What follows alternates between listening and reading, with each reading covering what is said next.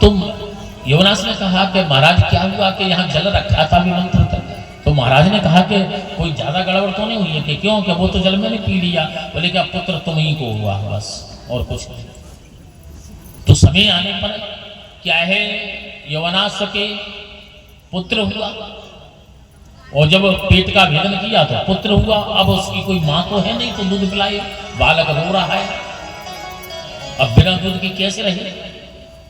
तो इंद्रदेव आए और इंद्र ने अपनी जो कनिष्ठा हुई है ना उस बालक के मुख में दे दी और कहा बेटा मानधाता, मैं ही आज से तेरी माता हूं, मैं ही तेरा पिता हूं, वही मानधाता कहलाए। मानधाता राजा हुए और मानधाता के 3 पुत्र आगे चल करके 50 कन्या हुई। तो 50 कन्याओं के साथ में किसने विवाह किया? सौवर ऋषि ने, जो वृंदावन के पास में सुनरक गांव है और गंगा जमुना के किनारे भजन कर रहे थे। देखो भजन पे भी कभी कभी ऐसा चित्त, ये चित्त है ना बहुत जल्दी खींचता है, आकर्षण चीजों को तो बहुत जल्दी खींचता है। सौवर ऋषि थे वृंदावन के पास में सुनरक गांव यमुना के किनारे भजन कर रहे थे और एक दिन इनकी आंख खुली। तो ये आंख खुली तो इन्होंने एक मछली के जोड़े को किलोल करते हुए देखा, मन में विकार आया तो खड़े हुए तो पूछा भैया यहाँ के राजा आजकल कौन है? कि मानधाता है। तो अच्छा, तो मानधाता के सीधे दरबार में पहुंचे, मानधाता ने स्वागत किया और कहा कि महाराज तुम्हारे कितने पुत्र पुत्रियां हैं? बोले कि 3 पुत्र और 50 कन्या हैं। बोले कि 1 कन्या का विवाह हमारे साथ में कर दो। अब मानधाता चुप, अब क्या करें, वह मने करते हैं तो श्राप दे देती है। तो मानधाता ने बहाना बना दिया,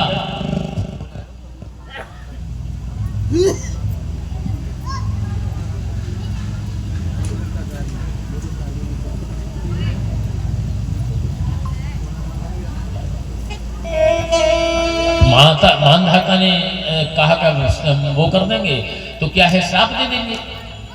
अच्छा महाराज मेरी कन्या यदि आपको कोई पसंद करे तो बेशक शादी कर सकते हैं। मानधाता ने अपना पीछा छुड़ाया और सौवर ऋषि ने क्या किया कि आए बाहर और सुंदर रूप बनाया, बैठ गए और 50 कन्याओं ने उनको ही पति रूप में चुन लिया और 50 कन्याओं के साथ में शादी करके गए। सबकी अच्छी अच्छी सुंदर व्यवस्था कर दी। तो ये है सूर्यवंश। विचित्र विचित्र राजा हुए और कहते हैं आगे चल करके इसी में राजा हरिश्चंद्र हुए और इसी में क्या है महाराज सगर, इसी में महाराज क्या हुआ कि एक बाहुक नाम के राजा थे। बाहुक राजा नाम के राजा थे, उनके बहुत स्त्रियां थी, पत्नियां थी। तो क्या हुआ कि उन पे किसी राजा ने चढ़ाई कर दी। तो ये अपनी पत्नियों को लेकर के जंगल में रह रहे थे और जंगल में जब रहने लगे तो वहां पर भी क्या है बाहुक राजा की मृत्यु हो गई। अन्य पत्नियां थी तो क्या है सबसे जो छोटी पत्नी थी इनकी वह गर्भवती थी। तो अन्य पत्नियों को मालूम पड़ा कि इसके बालक है, वंश चलेगा तो इसकी बड़ी प्रतिष्ठा हुई। तो सब स्त्रियों ने क्या किया मिल करके उस रानी को विष दे दिया। लेकिन औरव ऋषि के यहाँ पर रह रही थी, आश्रम पर रह रही थी। तो औरव ऋषि की कृपा से क्या है उस बालक पर उस विष का कोई भी प्रभाव नहीं पड़ा। तो जब जन्म हुआ तो विष के सहित हुआ, जहर के सहित हुआ उस बालक का।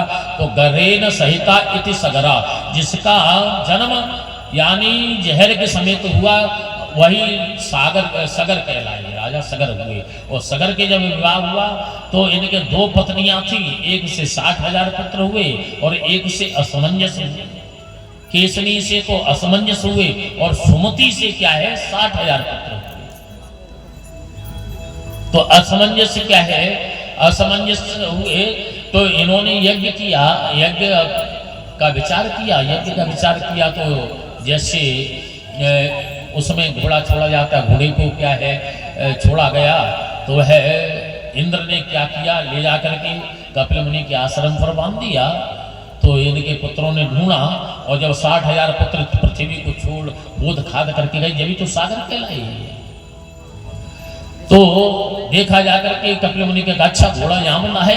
कपिल मुनि को उल्टा सीधा कहने लगे। कपिल मुनि की जैसी आंखें खुली तो देखते ही भस्म हो गए। अब इनका उद्धार कैसे हो कि भैया गंगा जी आएंगी तो ही इनका उद्धार होगा।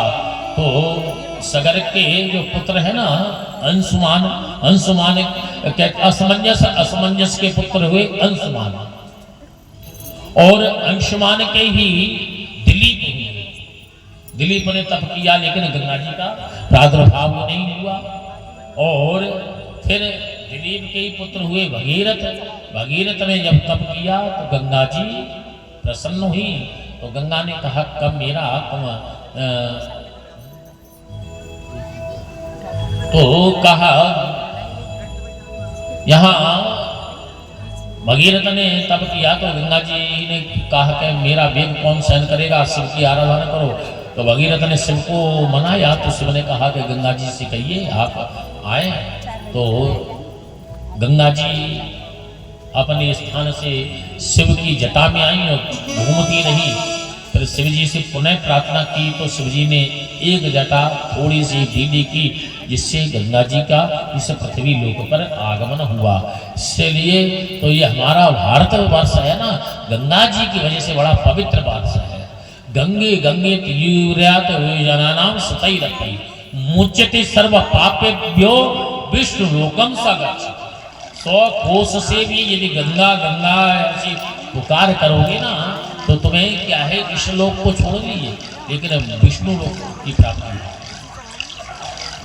और आगे आगे भगीरथ, पीछे पीछे गंगा जी। जम्मू ऋषि ने भी पी लिया, बहुत तमाम कथाएं हैं।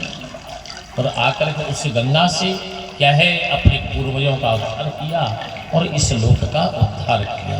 बोलो वृंदावन बिहारी लाल की जय। और कहते